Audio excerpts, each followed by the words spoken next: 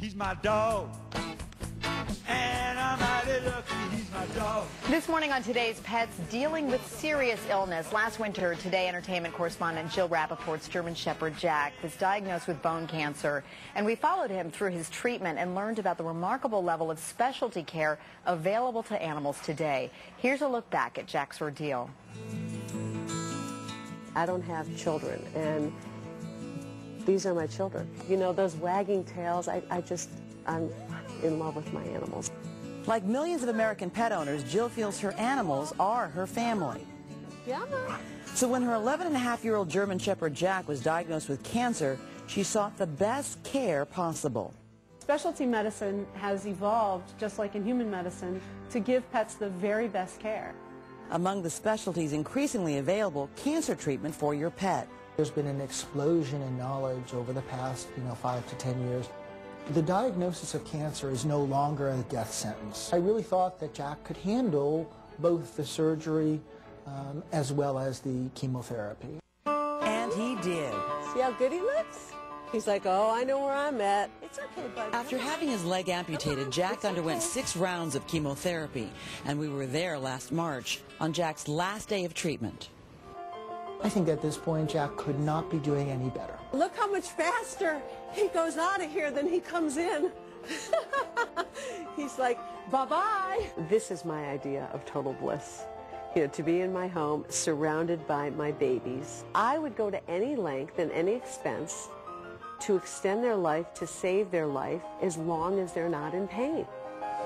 Well, that was back in March. Jill Rappaport and Jack are here with veterinarian oncologist Dr. Gerald Post. Nice to have you here. Hello. How's Jack doing? I guess this was 14 months ago that he had the surgery, and then he had his last chemo treatment 7 months ago, Jill? Yes, actually, a year ago he had the surgery, but he was first diagnosed with the cancer 14 months, and knock on wood, I found the leg down here. 14 months later, he is cancer-free, and it is truly a miracle that he's sitting here doing great. He's a little nervous now. Yeah, all the lights. He thought he was going back into surgery. You can see he's such a happy dog, and he looks so healthy. His eyes, everything. Yeah. Dr. Post, this is it's becoming a real huge field in veterinary medicine. So the specialty care in animals. Absolutely. Why do you think that is? Why are people choosing to give their animals this, the ability to live longer, given usually a disease that kills them? Sure. I think pets are becoming part of people's family, and people are continuing to look for the same type of treatment that they receive themselves and that they would choose for members of their family. How widespread is cancer in animals? It's unfortunately very widespread. According to some new statistics, 6 million dogs and 6 million cats may be diagnosed every year. We want to give some information out there to those who may be wondering if their pet is sick and may have cancer. And there's some symptoms you say they should be looking for. Sure.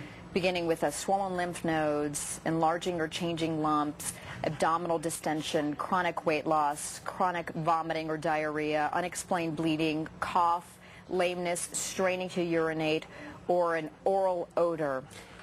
All of these are signs that may be due to other things, but if any of these signs occur, you should seek, your local veterinarian, and then potentially a referral to a board-certified veterinary specialist if the problem warrants it. And the same way as with people, you say it's important to know your options, right? Know that there are ways to treat animals. It doesn't have to be a death sentence. Absolutely, and I couldn't put it better myself. And there are really 2 pillars that we try and achieve in veterinary oncology, and that is not only quantity of life, but also quality of life. We want our pets, while they're alive and while they're going through cancer therapy and afterwards, to have a great quality of life. I imagine cost is something that is probably preventative for a lot of people to be able to afford to do something.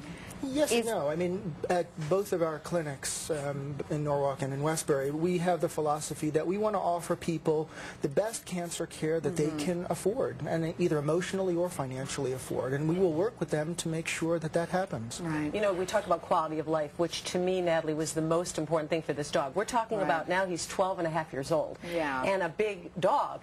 And, I just want to tell people, who who, if they have this devastating diagnosis, Jack is doing great on 3 legs. I mean, literally, you know. We saw him running out of the veterinary clinic. He dug up my lawn, and I was thrilled. Yeah. And, you know, just about 3 weeks ago, I turned my back for 1 minute, and he was off chasing a deer. We found him a half a mile away. We got a whole posse looking for him, and we had to carry him home. He was so tired, but he has a great quality of life. Meanwhile, he's become the celebu dog, guys. I had to look at these great billboards behind me, and that one right there. Tell us about that, Jill. Yes, Jack is now the ambassador dog of hope for 2 wonderful foundations, Tales of Hope and ACVIM, and that's the American College of Veterinary Internal Medicine. Did I get that right? Yes, and they're designated to educate people what your options are if your pets do get a devastating diagnosis.